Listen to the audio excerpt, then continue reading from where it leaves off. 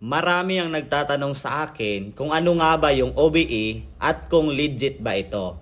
Well, ang OBE ay Online Business Academy. From the words business, negosyo po siya. So kung ikaw mag-start ka dito, meron ka talagang kunting kapital para makapagsimula ka. But take note, ito lang yung negosyo na napakaliit ng kapital pero pwede kang kumita ng malaki kagaya ko ngayon.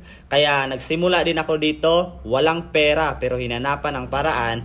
Kaya ngayon, 6-digit earner na din kahit isa lang tayong senior high school graduate. So ngayon kung isa ka sa curious at kung legit ba, kung papasok ka dito, kikita ka ba talaga? Well ngayon, meron akong ipapakita sa inyo na isa sa ginaguide ko na isang police officer na ngayon kumikita na dito sa OBE. And tingnan mo ito. Ayan guys, ito pala si Ma'am Julian Mukay at ang kinikita lang din naman niya ay 56,784.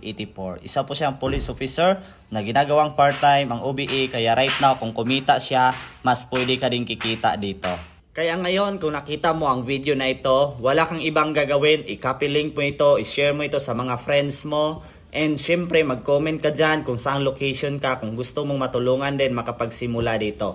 Kagandahan nito pwede magawa sa bahay kahit saan ka pa basta meron kang dalang cellphone at may wifi or data connection ka. Kaya kailangan mo lang dito talaga ay yung tinatawag namin na account ID. Open ito para sa lahat kahit isa kang senior citizen, retired, OFW or kagaya ni ma'am isang professional. Pwede mo ito gawing part-time at least 2 to 3 hours a day. See you in my inbox.